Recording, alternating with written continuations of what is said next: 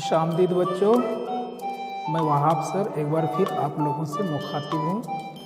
प्यारे बच्चों, 5वीं जमात की दरसी किताब इब्तदाई उर्दू का 11वां सबक, जिसका उन्वान है गुरु नानक, हम लोग पढ़ चुके हैं और आज हम लोग इस सबक के तमाम सवालों को हल करना सीखेंगे।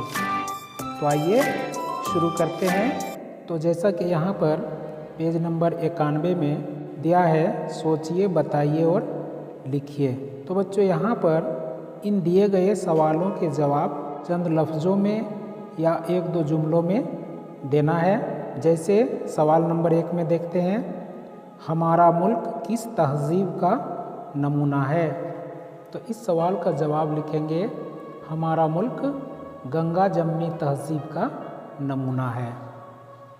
अगला सवाल है 2 नंबर में, गुरु नानक की पैदाइश कब और कहाँ हुई थी। जवाब लिखेंगे, गुरु नानक की पैदाइश 1469 में दरियाए रावी के किनारे आबाद एक गांव तलवंडी में हुई थी। 3 नंबर के सवाल को देखते हैं, गुरु नानक का दिल काम में क्यों नहीं लगता था। तो इसका जवाब लिखेंगे, क्योंकि उन्होंने फ़कीरी इख्तियार कर ली थी। 4 नंबर, गुरु नानक की तालीमात क्या हैं।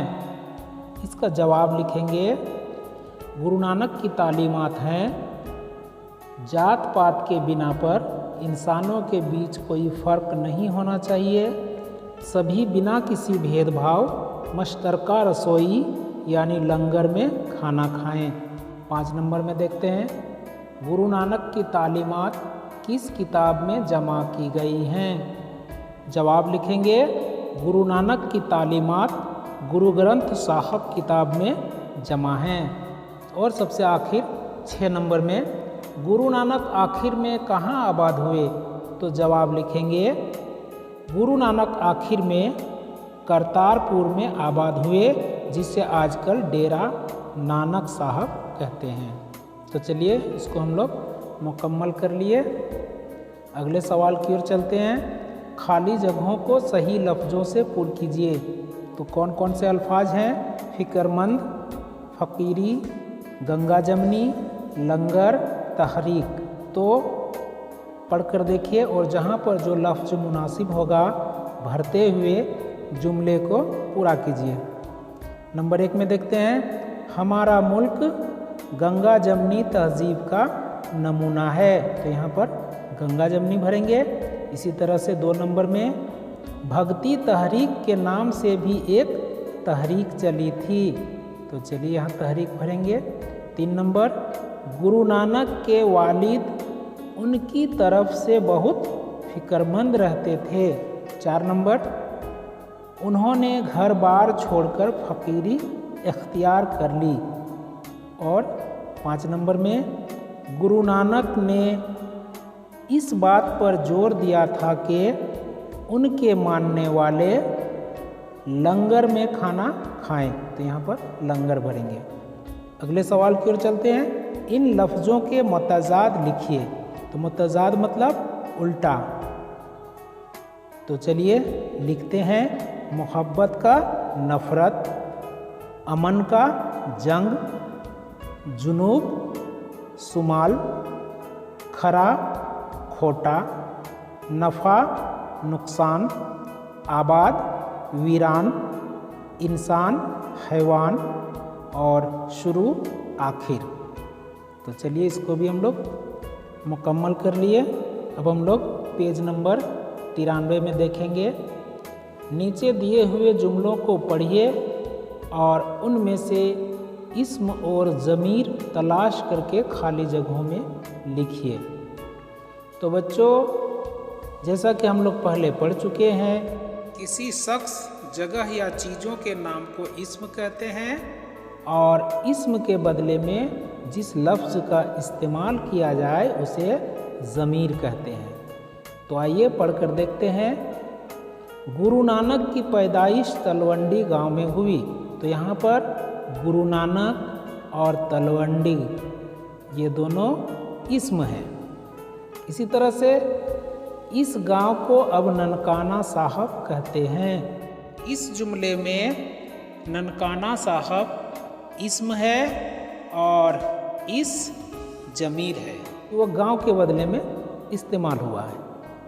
तो इसी तरह से इन जुमलों में गुरु नानक, तलवंडी, ननकाना साहब, नानक और पैसे इस्म है और इस, उनको, उन्हें, वह और उनका ये जमीर है। तो चलिए इसको भी लिख लिए। अगले सवाल की ओर चलते हैं। सही बयान के सामने सही का और गलत के सामने गलत का निशान लगाइए।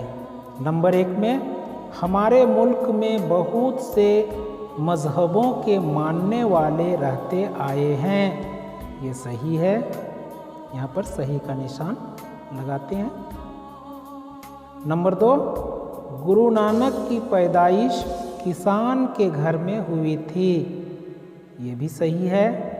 3 नंबर, गुरु नानक को जो पैसे मिलते थे उन्हें अपनी ज़ात पर खर्च कर देते थे, ये गलत है, यहाँ पर गलत का निशान लगाएंगे। 4 नंबर में देखते हैं, गुरु नानक का दिल दुनियादारी में नहीं लगता था, ये बिल्कुल सही है।